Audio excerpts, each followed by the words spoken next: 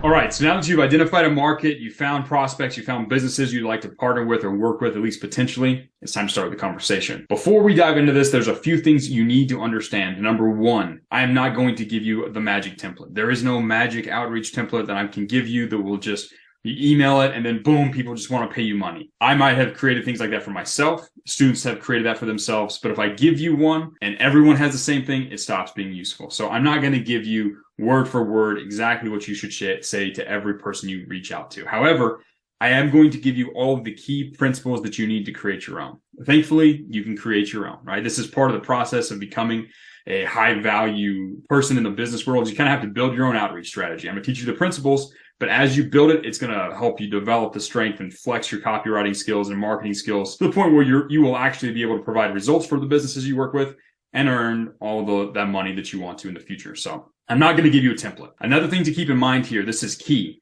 You have to remember you are not a commodity. You are not a copywriter who trades words for or emails or anything for money. You are a strategic partner in their business. You show up, you solve problems, and you provide massive outcomes to them. You help them grow their business, connect with a better target market, launch higher ticket products that help them increase their lifetime value.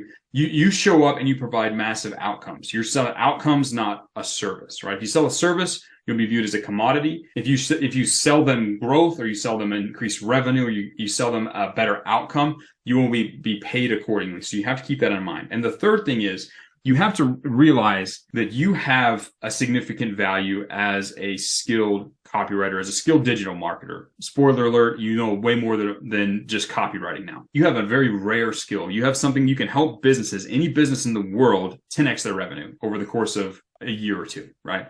That is an extremely rare skill. A lot of students, when they first start out, they think, oh, I'm young, I'm just new to this copywriting thing, and this business owner has all these followers and they're great. Listen, you have something that they desperately want. You are a peer, if not a superior to them when it comes to marketing. You should be a superior. You have significant value and you need to approach it as such. If you act desperate, if you act like you really, really need business, you really, really want a client, really, really, really bad, and you act desperate in this situation, they'll sense that you don't actually have the chops to hang and help them, and they'll run away. Humans are designed to evolutionarily avoid desperate people because desperate people are dangerous. They're a threat. So you have to maintain a belief in your own value, and you need to avoid anything that will be perceived as desperate. Those are three really big things you need to know at the very beginning of this process. Now let's dive in. Let me show you how to start the conversation and how to find and partner with these businesses.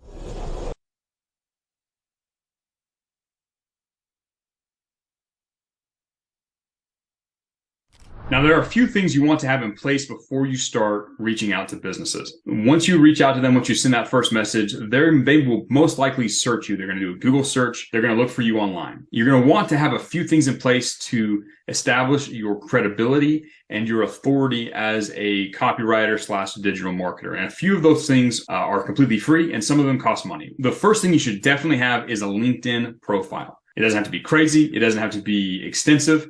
They just want to know that you're a real person beyond the email or the social media DM that you send them. They need to know that you exist beyond that. So if you have a LinkedIn profile, that's usually a good step to show them that, this guy, he's real, right? He's a professional. He at least has spent 15 minutes building an online profile. He's not just some kid off the streets who decided to send me a message and pretend he's a copywriter.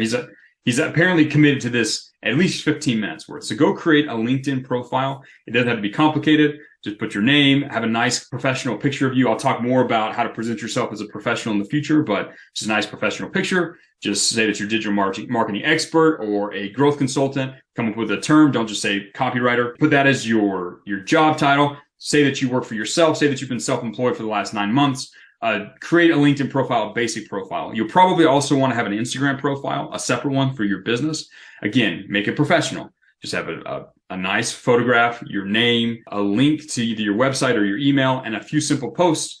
Not of you like shirtless by the pool, but like you being an interesting person, and maybe 1 or 2 posts about digital marketing, growth, or business. And I'll tell you more about how to do that later. But you're going to want to have an Instagram. You'll also probably want to have a website and a portfolio. Now, a website will cost money. You're going to have to pay $12 a month or something like that for hosting, for a domain. It's definitely worth it though, right? If you want to demonstrate, hey, I am committed to this path, I am a professional in this path, you would have a website, right? So you're going to want to create one of those. If you don't have one of those, if that's on the budget, it's not absolutely crucial, but as soon as you can create a website and create something of a presence for yourself there, you're definitely going to want to do it. You are 100% going to want to have a portfolio. When they search for you, they should be able to see a sample of your work. Now, if you don't have a client right now, that's okay. You're going to be able to do spec work. So you'll create some free examples of copy for businesses that you aren't working with, and you can put those on your profile or on your portfolio rather. Now, obviously the best portfolio would be one that's just posted directly on your own personal site. If you don't have a website yet, you're going to want to start building your portfolio out on like a Google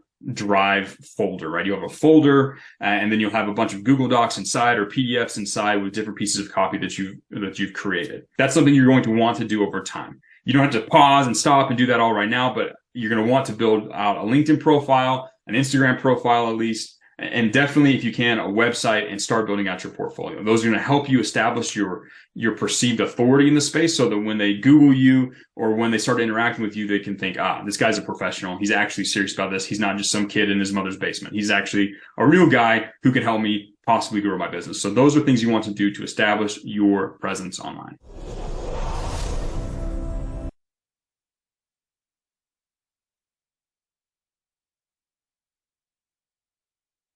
Now, before you reach out, and in order to reach out, you need to have some idea of how you can help them. You should have achieved this by doing some analysis in the very beginning with the top 1 or 2 players inside of that particular market, that particular niche. You should have some idea of how you're planning to help these people. But keep in mind, this is going to be a hypothesis. You won't really know how you're going to help them and what that first project's going to be until you actually have a sales call with them. We'll get into that later. But for now, you should have a hypothesis of something valuable you can bring to the table. This first message, this first series, this first part of the conversation is a value exchange. You need to bring something valuable in return for the time and energy they're going to invest into reading your message. If that value trade is good, it's positive, they feel happy about it, they will be more likely to engage in future value trades with you, like booking a sales call or paying you hundreds or thousands of dollars for a first project. You want to make sure that this first interaction is valuable to them.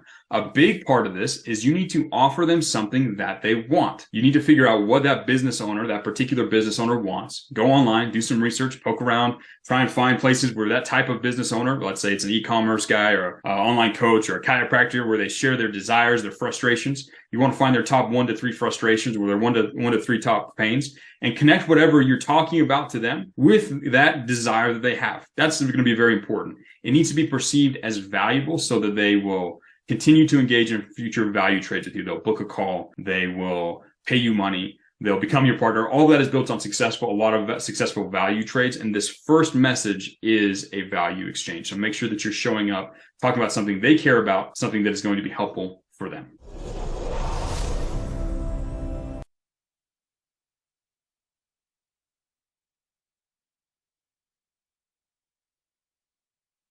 So something to keep in mind here is you're going to want to personalize your outreach. If you send them a message that could make sense in anybody's inbox or anybody's DM in folder or whatever, they're going to think that your recommendation isn't tailored for them. If you can show them that this message is tailored for them, that you're reaching out to them specifically to them for a specific reason, because you have something valuable for them and it's personalized so they know that this message only makes sense to them, then they're going to be a lot more likely to believe in the value that you are offering. If you just say, hey, person, here's something that will help you grow your sales, because it's not personalized, they might think, he has just sent this out to thousands of people. It probably doesn't even match my situation. He probably doesn't even know who I am or what I'm doing. So chances are it's not going to be valuable for me and they're going to ignore you. It's important to personalize it. Make sure you include their name. Make sure you reference something specific about their business that makes sense only to them. Make sure that you're recommending something because of something specific that you've seen on their site. Make it personalized and make sure that they understand this is a tailored message specifically to them. That's going to be extremely key for them believing that what you're about to offer them is valuable and having them even pay enough attention to you to continue this exchange. It needs to be personalized. It needs to make sense. The thing I like to think about is, would this message make sense in anybody else's inbox? If you could take the same message and put it in a different prospect's inbox and it would work, like, because you didn't reference their actual course or their name or anything like that. If it makes sense in multiple inboxes, it's not specific enough. You need to personalize it, make it specific to them, so that if it accidentally ended up in the wrong person's inbox, they'd be like, what is this? This makes no sense. This has no connection to me. You want to make sure that everything you send out is personalized and tailored to the individual, because that's going to increase the perceived value and increase the likelihood they believe and are continued to be interested in what you're talking about.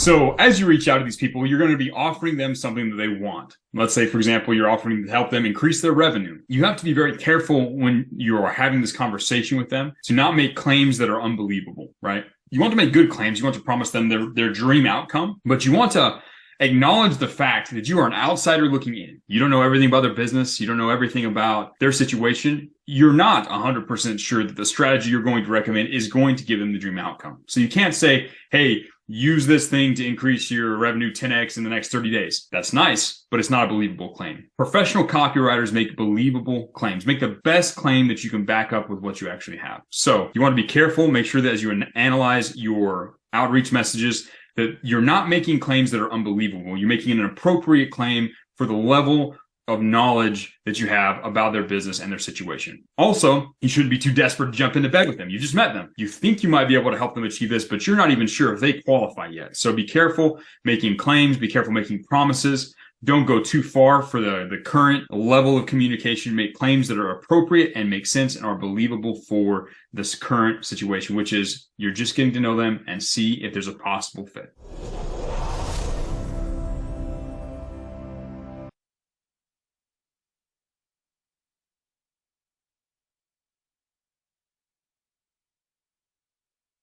All right, so there's two main strategies here. I said I wouldn't give you a template, but I'm going to give you the two main strategies. There's two main strategies when doing your outreach to these businesses that you are seeking to interact with and partner with. Number one, you can start a conversation. You can show up, give them a personalized compliment, ask them a question, get a dialogue going back and forth, and then you can make your offer, provide some type of value, go for a call, et cetera, et cetera. Or you can go right out of the gate and just make an offer to them. You still want to make it personalized. You still want to provide value. You still want to give them some information, but you can just send out one message and go right from the very beginning. Those are sort of the two main strategies. Now, the actual content of your offer, when you make your offer, usually it's good to provide some level of value to them, some actual physical deliverable to them, either a small sample of the copy that you're hypothetically offering them, or a video where you do an analysis of the current thing to highlight the problem that leads to the thing that you're offering. Get creative about things you can include into that, screenshots, et cetera, et cetera. Don't link to the same link every single time, but you might want to start finding ways you can mix in valuable things so that value exchange is good when you go to make that offer. So again, those are the two main strategies. Just start a dialogue, go back and forth, start asking some questions to them. I'll give you some good ideas for questions in the future. Or just go straight out, introduce yourself, make an offer, and go for the CTA. Those are sort of the two main strategies, and there are things you can add to and include in there to make it perceived as more valuable for them by giving them either a piece of spec work or some analysis or other valuable little deliverables and samples to increase the value of the offer that you're giving them. So those are the two strategies.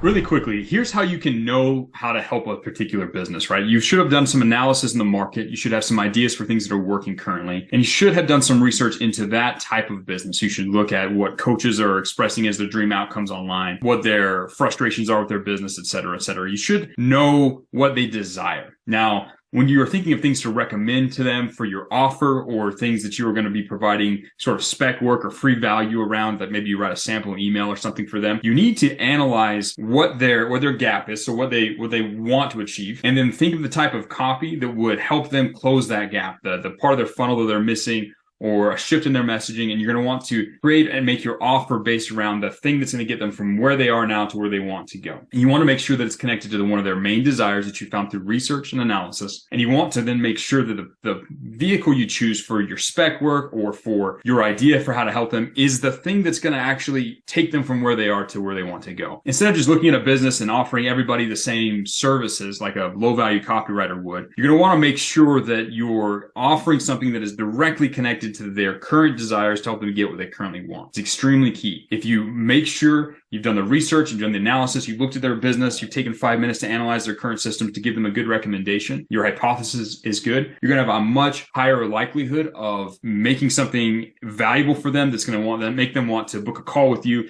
eventually work with you. Make sure that you've done the research and that you're matching what you offer with what they actually want. That is key.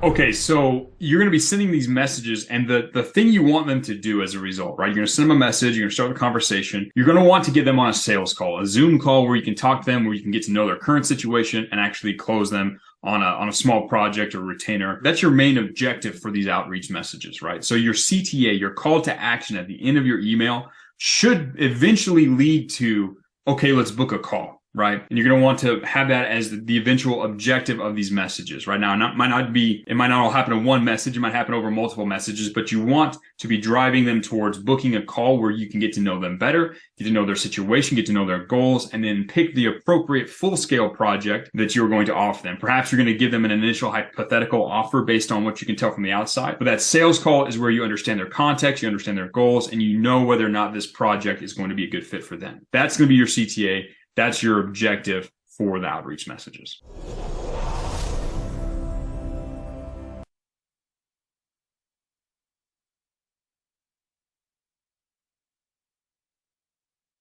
So as you're reaching out to people, sometimes you'll send that first message and they won't respond, or you'll send them something over and you'll lose contact with them, right? If they don't respond to your initial message, you're going to want to follow up, but you need to do so very carefully. Some people send lots and lots of follow-up messages, and they just, send like 7 or 8 follow-up messages really, really quickly, and they're just constantly following up. And that is a sign of desperation most of the time. You need to be very intelligent about how you follow up. There's only 2 reasons why they didn't respond. One, they saw your message and it just was a bad time. They were busy. They're on their way to their grandmother's funeral or whatever. It was a bad time. It was inconvenient and they got busy and they forgot. Or they didn't like your offer. They didn't like what you had to offer. They decided, nope, I'm not going to respond to this guy. Those are the only 2 reasons why they wouldn't respond. The first one is pretty easy to solve. Just send them a follow-up probably in about 24 hours after the first message and sort of re-bring it to their attention. Hopefully you catch them at a better time, right?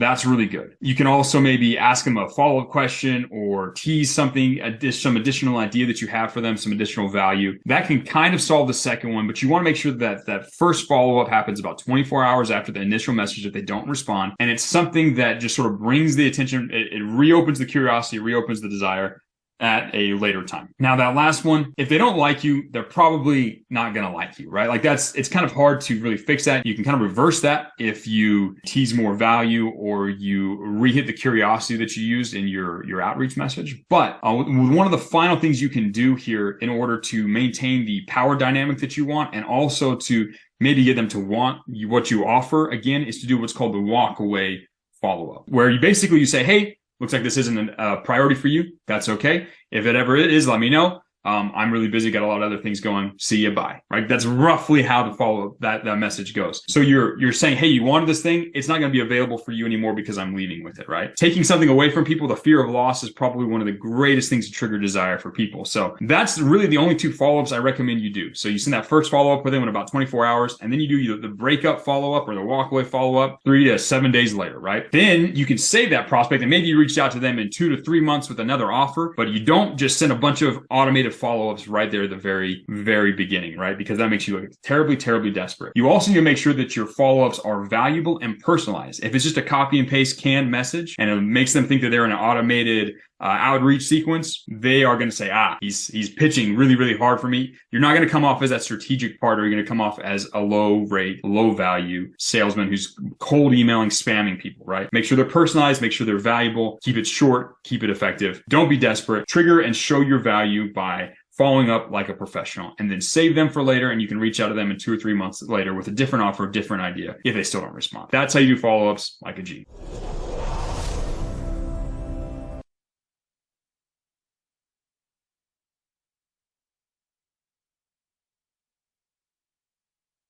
So if someone responds back to your message and they say that they're not interested, you need to be cool, calm, and collected, right? You can't really change their mind. Once they've decided that they're not interested, you're not going to convince them. There's no way you're going to put magic words in there and it's just going to change their mind and magically they are interested. They passed judgment. They deleted you from their brain and they're moving on. The best thing you can do is just be calm, happy, and collected back. Okay, cool. Have a nice day. And you save them for a later offer 2 to 3 months down the road. That's what you do. When they say not interested, don't be so desperate and try and convince them. Dude, imagine you should be a copywriter with so many other people interested in working with you. If someone says they're not interested, cool. You don't want to be desperate. You don't want to be that guy. If someone wants to walk away, let them. Say thank you, bye, have a nice day, and carry on with your more compelling work that you have going on in your life. That's how you respond to a not interested reply. If they ask you what your prices are or stuff like that, you want to address their question, but let them know that you only can fully answer those types of questions on a sales call once you've understood their situation, right? Basically, any reply that they give you besides not interested should be parlayed into a let's have a call. They might ask for what your prices are or what experience you have. Be honest, be true, address their question, but always connect back to that main objective, which is let's have a sales call. Let's get to know each other. Let's see if we're a good fit and see if I can help you with this thing, which I think I can. The number 2 guy in the industry is doing this. You can apply really easily. You'll probably become number 1. That's what you're going to want to try and do. Any other reply, you're going to want to parlay it into an actual sales call. If they ghost you, if they don't follow up after that, if they don't respond, right, you can do the follow-ups like I talked about earlier. If you've already done that and they don't respond, just walk away. Let them go. Come back in 2 or 3 months with a different offer, with a new piece of value to that same person, right? Again, we're trying to find partners here. We're not trying to sell anything. We're trying to find a company where we're a good fit, where they have similar goals to ours and what we can offer them can actually help them grow. That's the goal. So keep it calm, keep it cool, keep it collected. That's how you handle not interested. That's how you handle the other questions. And everything that's not a not interested should be directed towards that objective of booking a sales call where you can get to know them face to face.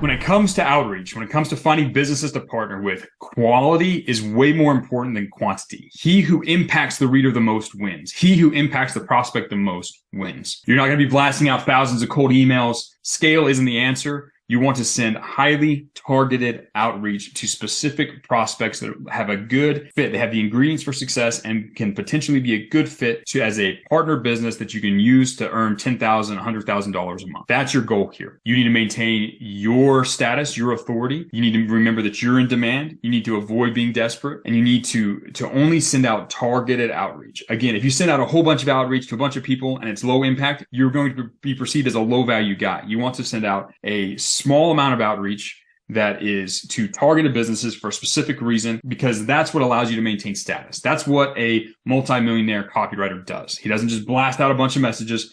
He carefully selects his prospects and he evaluates whether or not they're good for partnership. That's what you want to do. Small amount, high quality. You are a high value copywriter. You have the ability to show up and become strategic partners with a business and help them reach $1 million in revenue, $10 million in revenue, $100 million in revenue. You have that ability, right? So make sure that you act that way. Don't be desperate. Be calm, cool, collective, confident, and focus on abundance. You have to realize there are an infinite number of businesses out there. If someone doesn't like you or someone doesn't want to work with you, like, use that as information to help you refine your approach, but don't sweat it. You'll be able to find someone else tomorrow or the day after that or the day after that. Just sit back, relax, understand that the better you get at this, the better you show up with strategic value, the better your marketing IQ, the better your skills, the easier it's going to be for you to find clients. So sit back, relax, focus on the abundance, focus on the confidence, and you'll do really well. You'll get lots of people to book calls with you. And I'm going to show you now how to take those sales calls and turn them into clients, into partnered businesses.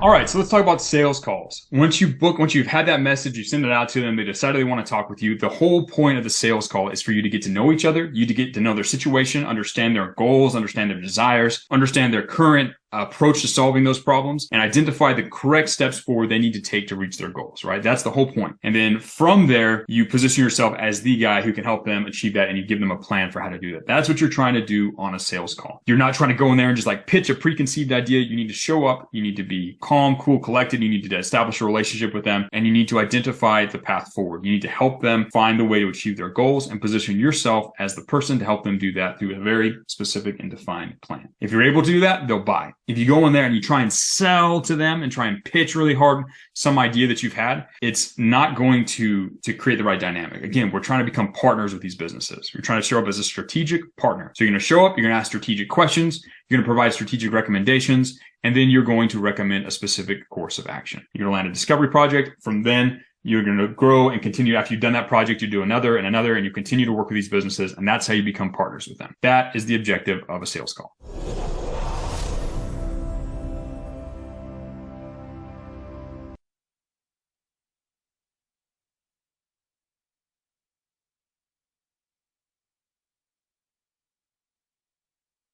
All right. So when you start off a sales call, the first thing you need to do, instead of just like jumping into business and talking shop, usually it's good to stop and just sort of greet them as a person and get to know them really quickly. And it's sort of a vibe check to get to know them, see if there's someone that you like, and give them a chance to get to know you a little bit as well. People like to do business with people they know, like, and trust. They've just met you. You've just met this person. It's time to get to know them slightly. Imagine you're meeting a stranger for the first time.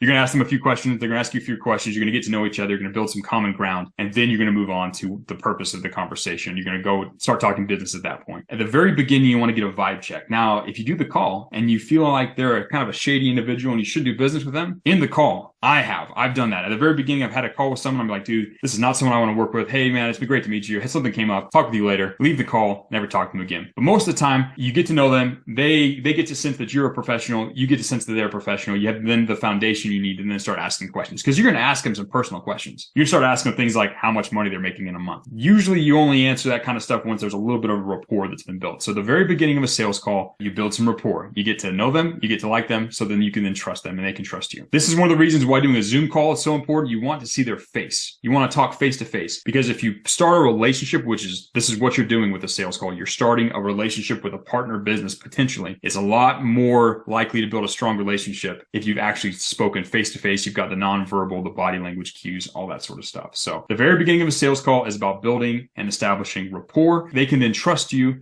so that you can ask them the right questions and recommend the right solutions at the very end.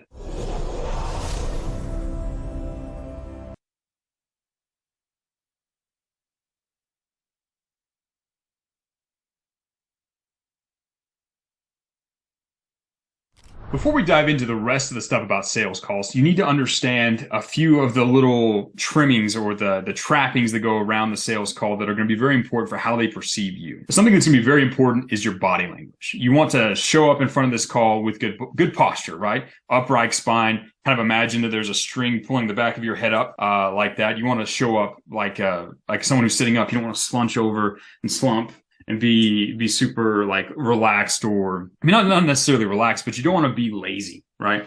You want to be big, open, tall. You want to show and communicate your value through simple, good posture. You want to make sure that your grooming and hygiene is taken care of. Make sure you're showered, you're clean, your hair is okay. You've had a haircut recently. That's actually one of the fastest ways to show up as a higher value guy is if you just have a fresh haircut. So if you get a haircut once a month, once a week, that usually helps. That's really, really important. As far as the clothes that you wear, you don't need to dress super formal. You don't need a suit. Like I'm in my house. A simple polo or a collared shirt is usually good enough. A nice t-shirt isn't bad either. You don't want to overdress because I'm assuming you're going to be doing this call from your home, but you don't want to underdress either. A collared shirt's nice because it frames your face and makes it look better than if you just have a regular crew neck t-shirt. So a nice collared shirt is usually good for this type of thing. As far as other things go with your lighting is really important for a call like this. I have a ring light. I have light inside of here. I have natural light coming there. The light is hitting my face. You don't want to have light coming from behind and be backlit so your face is in shadow. You want to have light coming into your face. So position yourself inside of your room or whatever so you have natural light hitting your face, or the light from the ceiling hitting your face.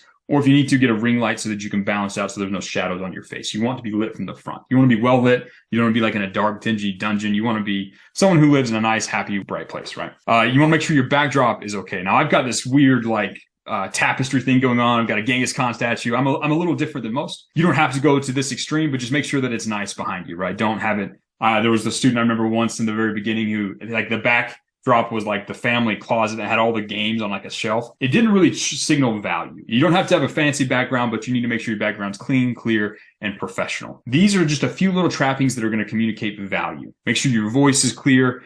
Speak calm and relaxed. You don't have to rush your words or trip over them. Just relax and be open and calm and collected, and make sure that your environment reflects that you are a professional. You're someone who's serious. You're someone who gets it. You're in the game. A few simple tips make a huge difference for how valuable they perceive you and how likely they are to like you and trust you. Make sure you cover those basics.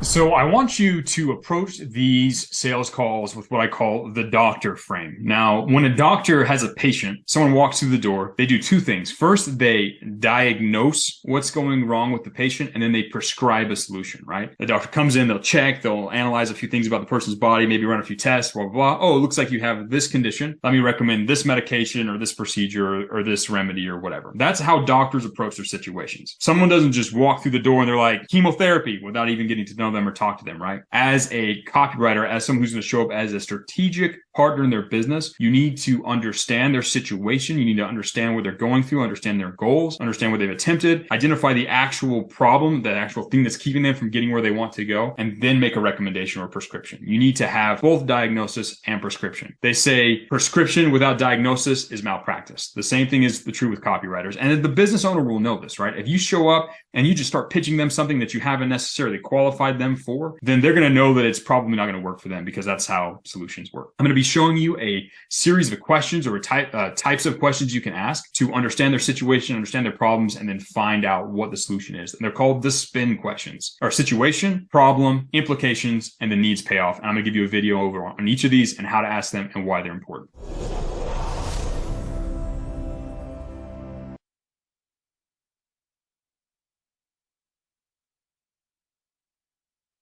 All right, so the first thing you need to do, the first questions you need to start asking are situation questions. Once you've built the rapport, once you've kind of met them, got to know them, kind of seen how their day's going, that kind of stuff, you're going to want to move into situation questions where you start to get to know about their business and what they've done. You should have some information. You should know some of it because you've done some online research into these people, but you're going to want to start asking them questions like how they got started, get them to tell you their story about how they got involved in this business, why they're involved in the first place, et cetera, et cetera. You're going to ask them what their goals are. You're going to ask them about their target market. You're going to ask them some basic questions about their situation. Where are they? Where are they at in their business right now? Kind of where do they want to go? And what are they doing currently to reach that, right? You're going to get to know the situation questions. Now, you don't want to ask irrelevant situation questions. You want to ask situation questions that connect to the growth of their business. So keep that in mind. Situation questions are the beginning. They're what's going to set you up for problem questions. Now, with each of these types of questions, I want you to start thinking of different versions of these questions you can ask. Start writing them down. You're going to want to have planned out certain situation questions that you're going to ask before you even hop on the call. Obviously, you're going to need to be able to adapt on the call, but you want to plan out some of these questions because there's critical information you need to know to determine whether or not they're going to be a good fit for you as a business to partner with, and if they're going to be and good questions you need to ask to then find different problems and desires that you can then help them with. So planning out your situation questions are very important. On the subject of asking questions, once you ask a question and they give you a response, you want to show that you've listened. You want to pay attention. You don't want to be on your phone. You can be taking notes on like a pen and paper, but you want to show them that you're paying attention, give them active listening things, nod your head, yeah, things like that so they know that you're listening. Also, at the very end, once they've given you an answer, you might want to say that kind of answer back to them, give them a quick read back. So if you say, so tell me how you got started in the business, and they say, blah, blah, blah, blah, blah. And then at the end, you would say, oh, it sounds like you were really interested in helping this type of person. That's a really cool, element or whatever, right? You want to give them indicators that you are listening to them. The more of those that you give, the more likely they are to continue answering your questions up front and in an honest way. You're going to want to ask follow-up questions. So if you ask a situation question and they give you an answer and you want to know more about a particular part of that answer, you want to ask a follow-up question so that you can get down, understand the actual terrain of their business, understand what their actual situation is and where they're trying to go. So then you can start asking the next sort of questions that you need to in order to find the problem and figure out how to help them solve it, different solutions. So that's how you do situation questions.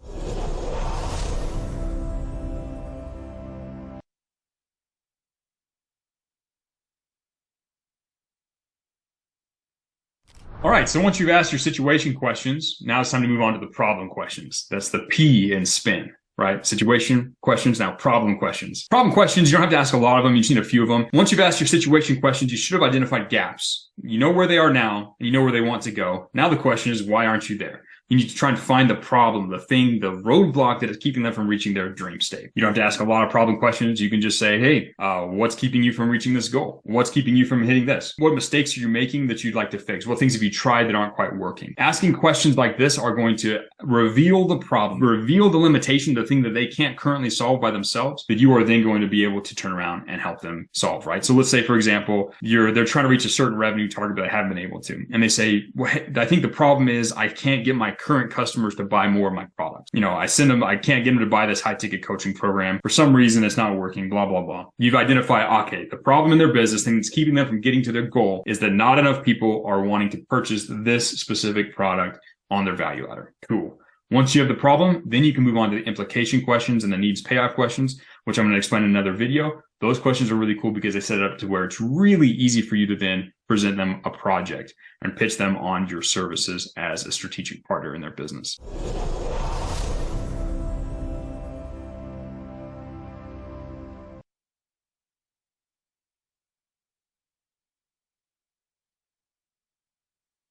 Implication questions are perhaps my favorite of all the questions that you do during a sales call. Once you've identified a problem that they're trying to solve, you then start asking implication questions. You help them see what the consequences of either solving that problem are or not solving that problem are. For example, in our last call or the last little video, I mentioned that, so let's say the problem was not enough people want to purchase one particular product on their value ladder. You might ask them, okay, what does your business look like in 1 year, 2 year, 10 years if you never get people to purchase this particular product? Once you ask them that question, they're going to start looking into the future and imagining what the true cost of that problem really is. They might say, oh, well, man, my business will probably never grow and my competitor will probably win. And I'll just have to go back and get a job at some point. Man, that's actually pretty terrible. Or you can ask them, okay, let's say you get this right and people start purchasing your product. How does that change your business 1 year down the line, 2 years down the line? And what that does is it starts to get them to see how valuable it is for them to solve this problem. They understand the true cost or the true benefit of solving that problem, which is helpful, right? The bigger the value that you offer, the bigger the price you can ask for in return. You can also ask them how solving this or how this problem is affecting other areas of their business or life, or how solving this problem would benefit other areas of their business and life. You want to ask 3 or 4 good implication questions. Again, you don't have to ask a whole lot. Once you've identified that problem, that's when you just really start with a few simple implication questions. So think about a few implication questions you can ask, write them down, plan these out as part of your exercise getting ready for sales calls. Because if you have the right implication question, it can really just dump gasoline on the fire for the whole sales process. Implication questions are my favorite. Make sure you have 3 or 4 good ones that you can ask in order to help them understand the true cost and the true benefit of solving that problem that you've identified.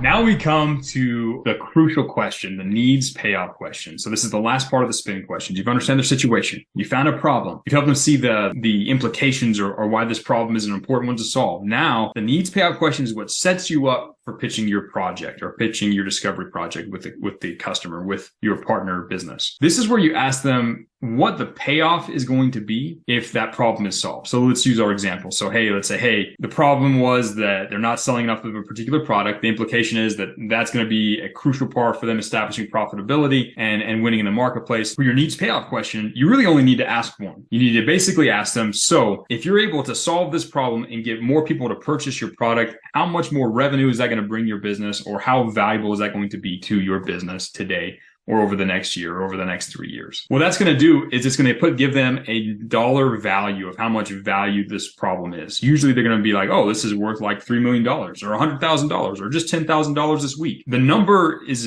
important, but it's really this shift in their mindset. Now they're thinking about this problem in terms of value rather than annoyance, right? Because once you've established how much solving this problem is going to benefit their business, now we can start setting up pricing to where you're going to get paid a pretty good chunk. You're going to get paid based on value that you're bringing, again, the payoff, rather than what the market rate is for an email, for example. The needs payoff question is extremely important. Again, there's only really 1 or 2 that you ever need to ask. Once you've identified the situation, the problem, the implications, it's really easy to set up to use that needs payoff question to transition into the pitch where you're actually going to tell them about a product or solution that you have to help them solve their problem. It's a key question. It's extremely important.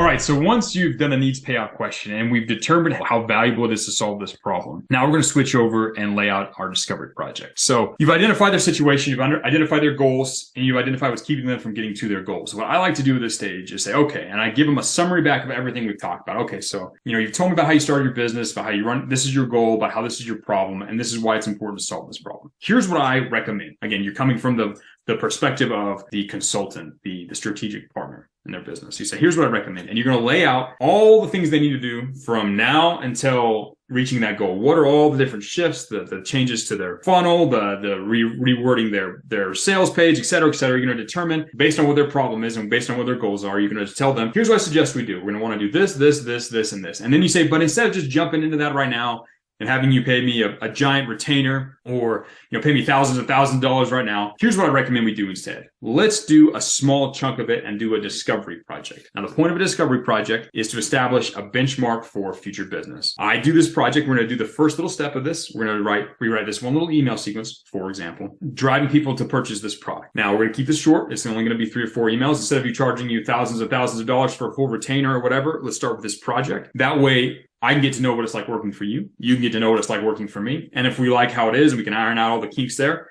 and we want to continue, then we can continue on with the rest of the projects, right? But this is sort of a way to determine whether or not we're going to be a good fit and to get you some quick and easy results so that we can start this thing off right.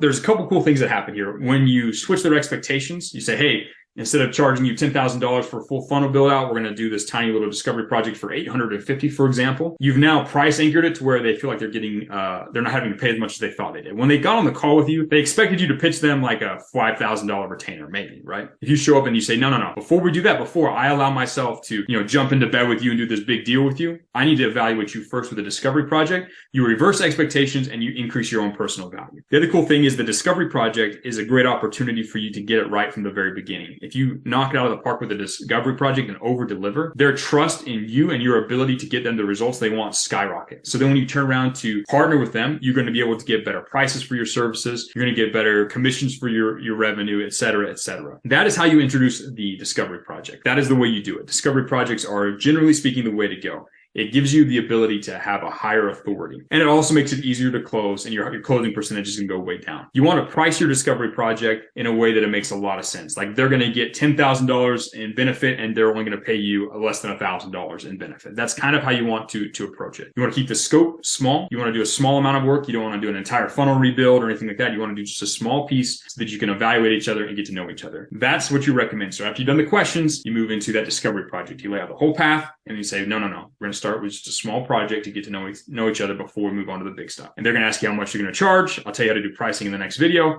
Once they say yes, you'll be able to move forward. But that is what you do after the questions. You introduce the idea of a discovery project.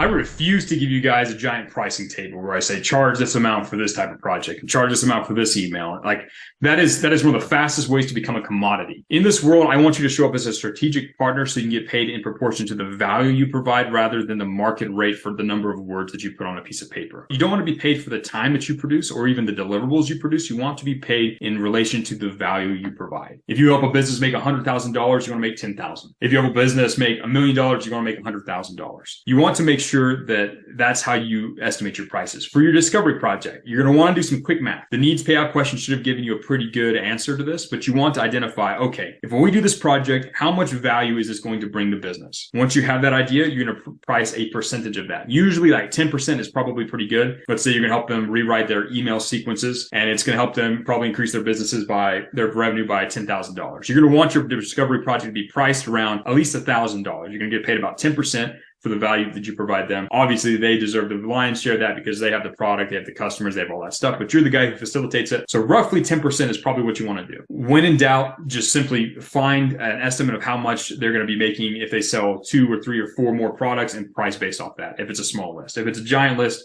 they have a huge audience, you can obviously bump that number up. That's how you can estimate it. Quick math, estimate your percentages, estimate your conversion percentages for the different parts of the funnel. You know how to do this. You're going to do it on the fly, and then you're going to price based off of that. Now, as far as payment structures go, when you first do this, you're probably not going to collect all of your money up front. When you're first starting and you're starting to build trust, you don't have a lot of previous experience, you're going to want to start probably with a half up front, half at the end. So let's say you decide to charge $1,000 for your discovery project. You'd say, hey, look, I realize this is the first time we're doing business together. Here's how we're going to do this. Let's do $500 up front. We're going to do the discovery project. Once we're done, we launch and you get the results. Then we'll do $500 at the end on completion. So half up front, half at the end. It's really, really simple. That way your interests are protected and their interests are protected, right?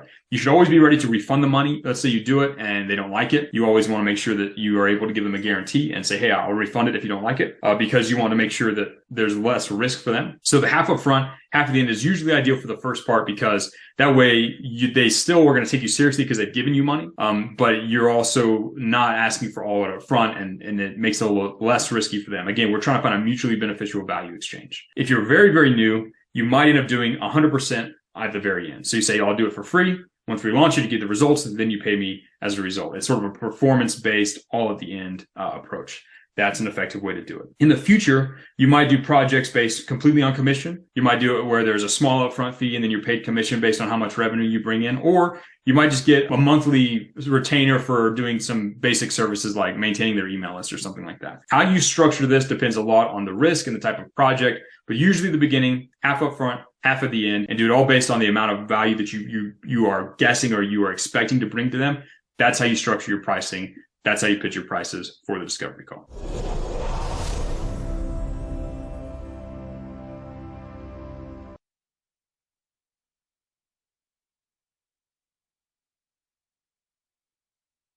Now, if you handle this right, if you go through the situation, the problem, implication, the needs payout questions correctly, if you've built rapport, if you picked the right project, if you've done all of that correctly, you shouldn't really have too many objections. However, every so often you'll mention a discovery project and there'll be objections. Generally speaking, they'll say something, they'll either say they're not interested, or they'll have questions, or they'll not be sure about a specific project. Whatever that is, you need to find the core root, right? Usually there's really only three things to keep them from saying yes. One, they don't like you. They don't know, like, or trust you. But if that's the case, maybe you're brand new, maybe they're not sure if you're able to actually do it, then you need to cycle back, loop through, and give them some assurances about you. You might need to restructure the deal to reduce risk, et cetera, right? That's one part of it. The other thing is they might not like the idea that you presented. The actual idea that you presented, the solution to their problem, they might not believe that it's going to actually solve their thing. If that's the case, and again, you're going to find that by asking a few follow-up questions. If that's what you really believe it is, you want to loop back through and help them understand and show them how that particular solution is going to help them be successful. This is extremely easy if you've done your research in the market and can say, hey, look,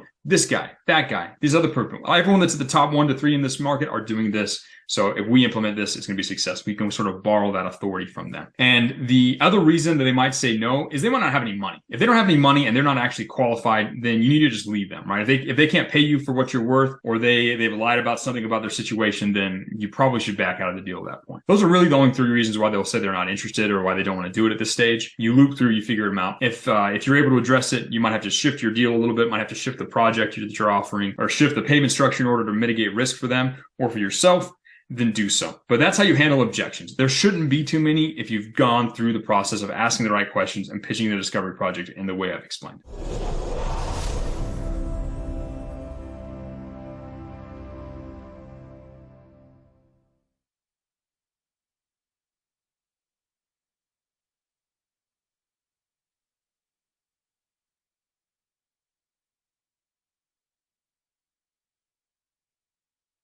Before we go on too much further and talk about how to actually start the project, I want to remind you guys the sort of the attitude, the feel, the emotional state that you should have while you're on the sales call. You should always stay calm, confident, and in control. You're the guy, you know the answers. Anything they ask you, anything they might offer you, there's always a way for you to step in and help them. You want to avoid using a lot of filler words or talking really excited. Just relax, sit back, ask some good questions. That's going to be key for showing up as the professional. You want to stay collaborative as well. You never want to get combative. Sometimes people, when they're on a call with a prospect, they might start to feel like it's a fight, like they're trying to take something from them, and these people are trying to force them or say no to them. If you're in that sort of combative feeling and that sort of combative state, you're never going to be as successful as if you can maintain a collaborative focus. You're trying to find a way to win with this person. So make sure you stay in that perspective. You want to avoid desperation. Again, you're the guy with abundance. You're the guy in demand. You know you've got a lot of value. You know there's lots of people who want to work with you. Never seem too eager, too desperate. Be excited about the prospect of working together with these people,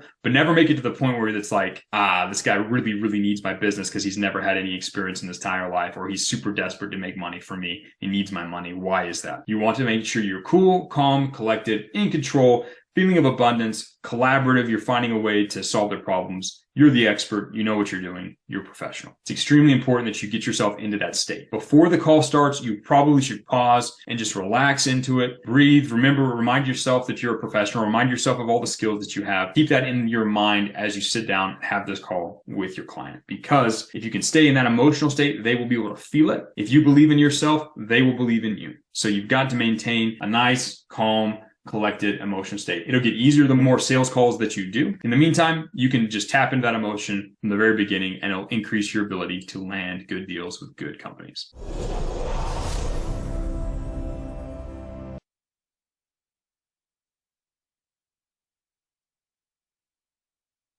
All right. So what do you do when they finally say yes? You do the sales call, you pitch the discovery project, and they say, yes, let's do that. You say, okay, wonderful. Here's how this is going to work. And you want to lay out the rest of the process for the discovery project. You want to let them know, okay, when this call's over, I'll send you an invoice. What's a good email address for it? And you'll send them an invoice via Stripe or Wise or whatever payment processing system you end up using. You send them an invoice, and then you say, okay, after I send the invoice for the upfront part of the payment, we're going to do a little bit of a research phase where I'm going to ask you a bunch of questions about your ideal target market. I'm going to want access to testimonials, access to the program I'll be selling or whatever, right? You're going to get as much, you're going to gather the specific information you need to understand their business. You want to understand their target market, their avatar, their products themselves. You want as much data as possible. You're going to want their discovery story of the product. You're going to want testimonials. You want to collect all the ammunition that you need. So you're going to take 2 or 3 days and you're going to analyze that. You're going to really get to understand and do the research process. Then you're going to create a first draft. Right? You're going to tell them this, hey, I'm going to send you a first draft. It's going to be rough. It won't necessarily match your voice. That's the whole point of this first draft, is for us to go back and forth and go through a revision phase where I send over Google Doc, you make comments, I make changes, we go back and forth until we get something that matches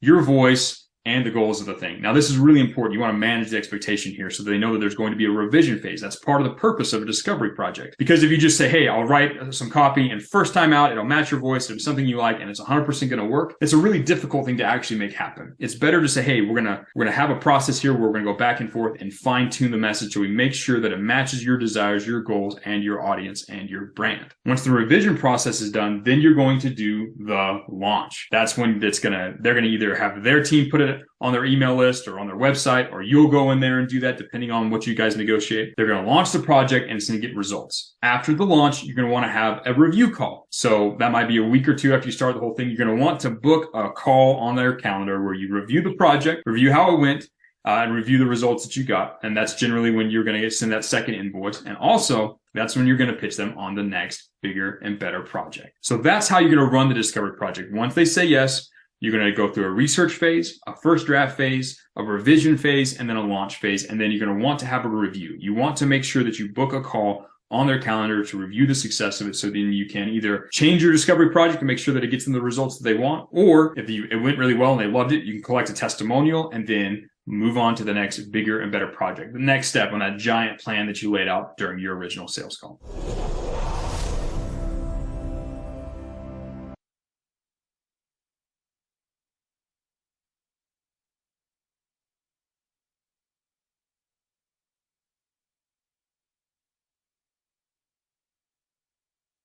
You are going to want to manage this relationship really carefully, right? Any good partner to client relationship that you create here can be worth 6 figures, 7 figures to you if you manage it correctly. Now, there's a few things you want to do to make sure that you're able to upgrade this client as quickly and efficiently as possible. Number one, you want to always deliver your value on time. If you set a deadline, you want to meet that deadline. You want to stretch and make sure that you make it happen. Delivering on time is a core thing to being trusted by them, being viewed as a professional, and being able to continue to escalate the relationships where you're earning a partnership stake in their business or making a lot more money per project. So deliver on time. Over deliver if possible. If you say, hey, I'm going to create an email sequence for you, create an email sequence, and then add on an extra email or add on extra beyond what you originally say. If you make a big promise and then deliver above that and give them extra stuff, that's all perceived as extra value that you're giving them. You want to manage the expectation to where you make a good promise, but you always over deliver on your promises. If you continue to do that throughout all of the value exchanges that you do, they'll want to keep working with you. It's magic how that works. Always give them more value. You also want to be continually innovating and improving and coming up with ideas to help them win. You want to subscribe to their competitors. You want to pay attention to the market. You want to constantly be thinking of new ideas, new ways, new funnels, new things that you can bring to the table.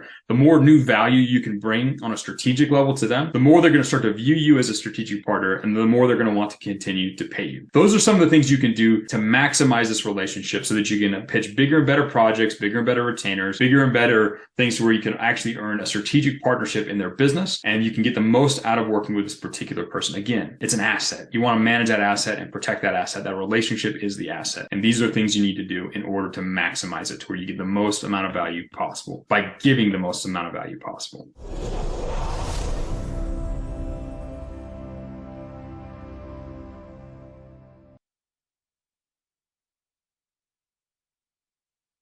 So I want you to understand that the most pivotal moment in your copywriting career isn't when you have someone pay you money for the first time. It's when you help that first client achieve an amazing result. That's the most pivotal moment in your copywriting career. So once you close the deal, once you earn that first discovery project, you want to invest as much time and energy and brain power as possible to ensure that they get an amazing result. If you can get an amazing result for a client, you can then take that and that turns into a testimonial that you can put on your website, that you can use in the rest of your outreach, that you can use to turn around and help other businesses achieve the same result. Getting them a win is the biggest win that you can possibly have. That's even better than getting paid any amount of money. If you can land a deal and actually help them achieve an amazing result, and now you have a powerful case study, a powerful testimonial, you can use that to get infinity money. Once you land that deal, once someone says yes to you and you have a client, it is in your best interest to do everything that is humanly possible to get them an amazing result. That is going to be key. That is your new goal. Prospecting and finding more clients, you should still do that. It's just, you should still invest part of your time. That changes but your daily checklist is forever changed. Your main focus is on getting your clients amazing results. If you do that, you can get infinity money. That's the easiest thing in the world once you have amazing results. That is the pivotal moment in your career. Once you get them a big win, your life as a copywriter, your life as a strategic digital marketer gets a lot easier and you have a lot more opportunities to help people. That's the key.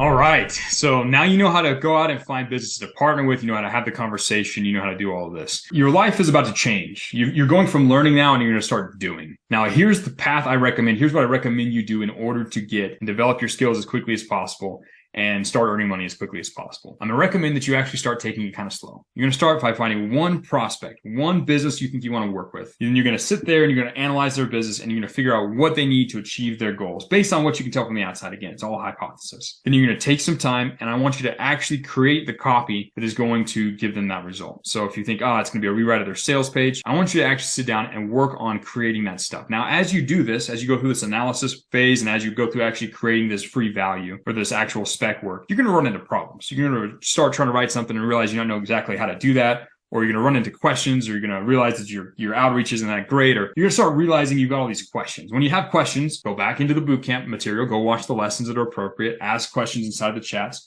You're about to get access to some new chats, by the way. Lots of cool, valuable insights, a lot of cool discussions happening there. It's mostly people who are working on finding their first few clients and helping each other improve their skills. It's a lot of fun. So go ask your questions in there. And I want you to use the process of actually doing work to inform your education, because that's going to make sure that you learn the correct skills the fastest, most effective way. And as a result of all this free work and all the spec work that you're doing, you're going to have really wonderful conversations with prospective clients, and you're probably going to land your first client pretty quickly. That is how you want to move forward. From now on out, you want to focus on improving your marketing IQ and having really good conversations with prospective businesses that you can partner with. That's going to be your key. The faster you can do that, the faster you can improve your IQ, and the faster you can improve the actual value that you can bring a business, the faster you'll land a client. It's about to get really fun. There's a lot of fun challenges in the next section. There's a lot of fun opportunities to interact with other students. So get excited, get ready to go and move on to this next section, because you're going to have a bunch of really fun opportunities to learn and grow. This is where the grind starts, though. This is where you're going to have to start putting in a little extra effort. This is where you're going to run into hard, difficult problems, and your brain is going to bleed. You're going to have to stretch your brain. Embrace the process. I love the process, because this is the growth. This is what's going going to lead you to become the actual strategic marketing partner that you are setting out to become. This is what's going to lead to you making the money where you're the guy now who can make money anywhere in the world based on his laptop and understanding markets. This is where the work happens to actually rise to that occasion. So my friends, let's dive in. It's going to be a lot of fun. I'm going to be there to help you along the way.